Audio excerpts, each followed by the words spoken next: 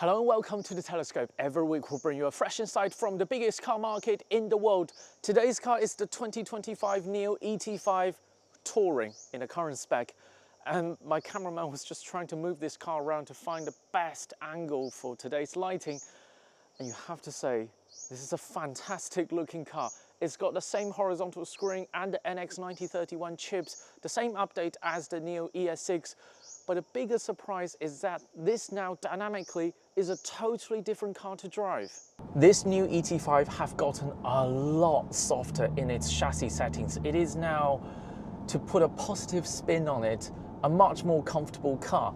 All NIO cars up until the ET5, they all have a lot of performance, but they're all set up in a way they encourage you to just lean back and drive in a relaxing manner.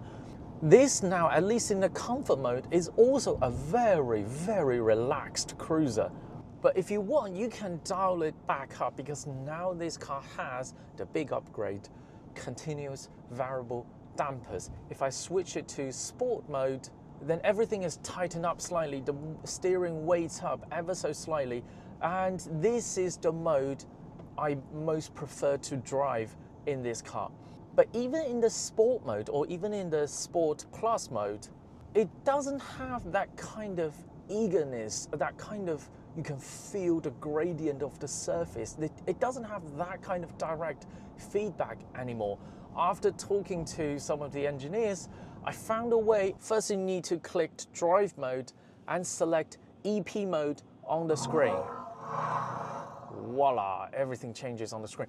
And you need to swipe right and click on suspension settings, click to individual and click on this arrow here and manually select all of the compression and rebound settings on the dampers to maximum. Now, let's drive off.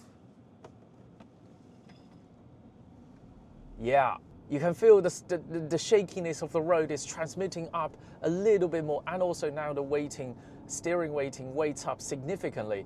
I still would not say this is the same as the previous ET5, but this is as direct, as hardcore as you can find on any NIO products, period.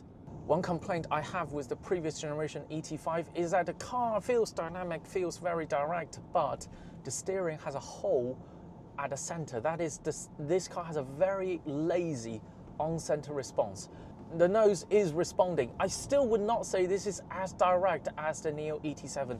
Ironically, that's a much more executive focused, much longer, much bigger saloon, but that car, I would still say, has better on-center response than this one.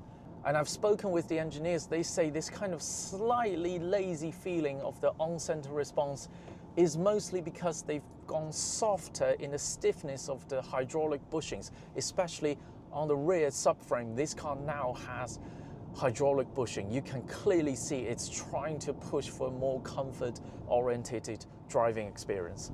One feature I've come to like a lot during the 2 days I had with this car is that this car has a lot of cameras. It's got all-round camera vision, all of them 8 megapixels, high resolution.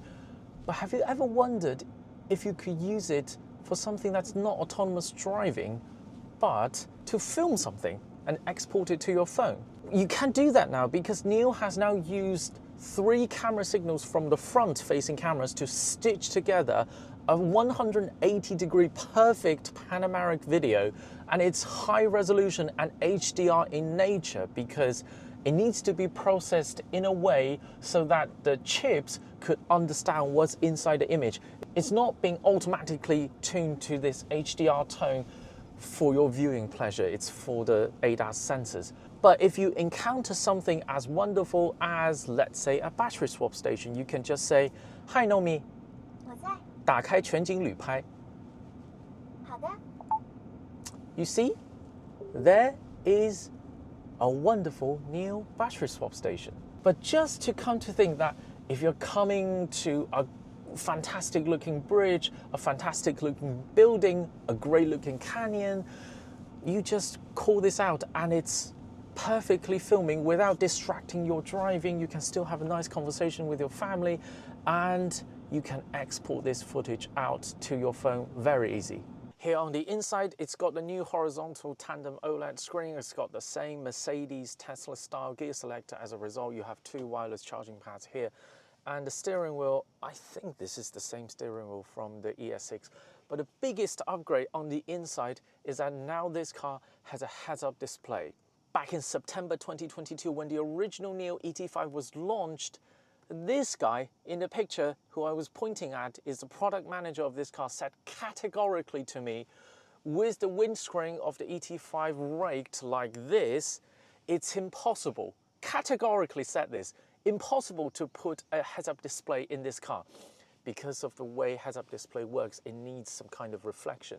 Then how does this car now have heads-up display? Well, they played 2 tricks. First of all, they completely reconstructed the inside of this IP to dig out a very deep hole to install this heads-up display. Also, nowadays, 2 years later, new heads-up displays are a lot more compact compared to heads-up displays available at 2020, 2021 time.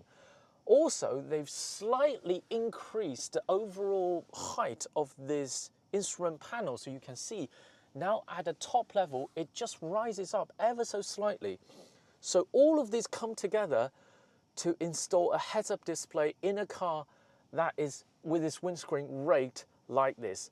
It's still ever so slightly smaller than the heads-up display you see on the NIO ES6, but still, for most people, this is a perfectly usable heads-up display. Here in the back, they've lengthened this leg support and softened the materials to give you better rear seating experience.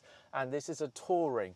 Look at how much vertical space I have sitting bolt upright. But the most usable upgrade you may have already noticed is this kind of multi-purpose mounting points. This is, you can put a mounted tissue paper here. This is for my phone mount. If every single car has a mounting point like this, so I can put my phone here as a teleprompter, all of my shooting time for every single car could be dramatically reduced. Convenience upgrades like this doesn't make life as a car reviewer like me a lot easier, but anybody sitting in the back, especially your kids, is going to be a lot quieter with their phones and iPads mounted like this on long journeys. And that benefits the whole mankind. Here at the back, not much has changed because, let's be honest, it's already close to perfection. They've reduced the height of this underbody cladding from about here to here. So now this bottom looks a little bit thicker than the previous generation. I actually prefer the previous generation. In this GT silver color and the 20-inch wheel, this is D-spec. I recommend people to choose. We're filming this on May the 18th, about a week before the actual launch. This car has got new heads-up display, continuous variable dampers, new chip, new screen, and lots of upgrades on the seats. But we are expecting it to maintain its current pricing of roughly 298,000 RMB unchanged. That seemed like a very high price, but if you give up 5 years of battery swapping for free, you get roughly about 20 to 24,000 RMB instant discount. I said in the Zeekr 007 review that the previous generation NIO ET5 Touring already is the best looking electric estate car on the market in China. Now with this update, it's unquestionably the best looking electric estate car on the market today. And with the support of over 3,000 battery swap stations, nationwide coverage, this could really go some places and you get there a lot faster than other electric cars. That is all from the Telescope today. If you enjoyed this video, keep watching, keep subscribing. More videos coming along very soon.